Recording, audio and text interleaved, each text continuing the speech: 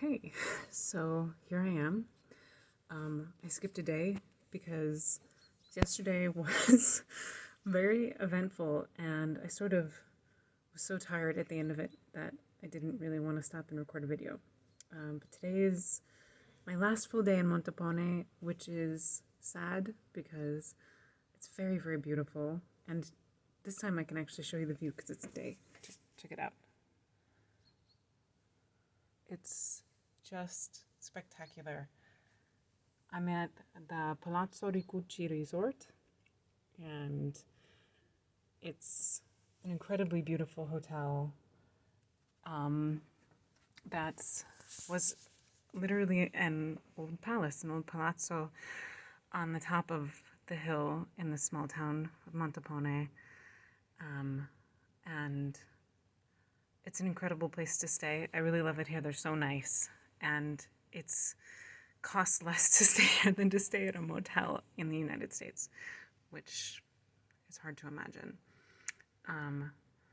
But there's a part of me that's looking forward to being in Lucca for 2 full weeks after a week of moving back and forth from place to place and just a ton of driving, which is the countryside here in Le Marche is fantastically beautiful. And the roads are very entertaining, but it's also exhausting. And I'm looking forward to 2 weeks of stability and having a kitchen and maybe being able to go for a few runs and work out because I've been getting up, early in the morning to go out every day to go to places and haven't had a chance to really take care of myself and haven't been sleeping well. And so, as you can see, I'm quite tired right now.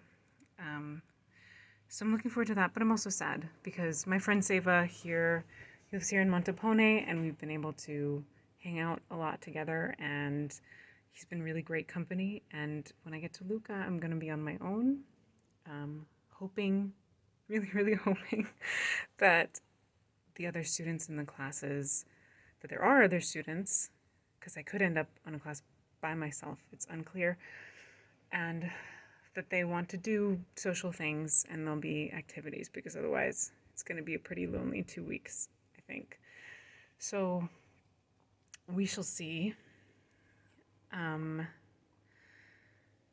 Today we went and drove about an hour to this tiny, tiny little town that's had an amazing view of the water. Just like so many other places here in this region, which is everything's stone, everything's either medieval or neo-Gothic,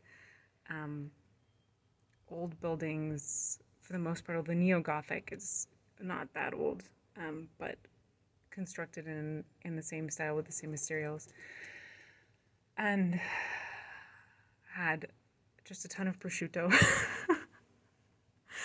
I'm a vegetarian in the United States, but here in Italy, especially this particular region, I think I would starve if it weren't for prosciutto, because almost everything I've eaten, almost everything has had prosciutto on it.